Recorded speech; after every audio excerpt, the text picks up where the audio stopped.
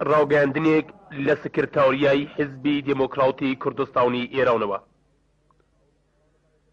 هاونیشتیمانە بەڕێزەکان، خەڵکی تێکۆشەری کوردستان، هاوڕێیانی خۆشەویست،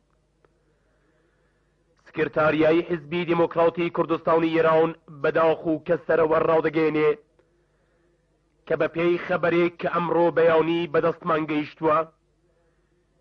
شەوی ڕابردوو جاورێکی دیکە دەستی تاوان لە قۆڵی کار بەدەستانی ڕێژیمی دژی ئینسانی ئاخوندی هاتە دەرو لە ئەمەلیاتێکی تێرۆریستیدا لە شاری بێرلێنی ئاڵمان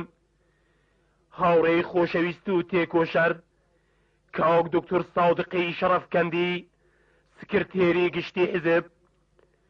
هاوڕێی دڵسۆز و تێکۆشەر کاک فەتاحی عەبدولی، ئەندامی کۆمیتەی ناوەندی و نوێنەری حیزب لە ئەوروپا، کادری بەوەزی حیزبەکەمان کاک هومایونی ئەردەڵان، دۆستی بۆ وەفای حیزبی دموکراتی کوردستانی ئێران هاوڕێ نووری دهکوردی ناسراو بە حوسێنی ئەحمەدی شەهید کردووە. بۆ ئاگاداری زیاتر لەسەر ئەو جینایەتە سامناکەی ڕێژیمی کۆنەپەرستی کۆماری ئیسلامی، چاوەڕوانی بەیاننامەی کۆمیتەی ناوەندی و ڕاگەاندراوەکانی دواتر بن.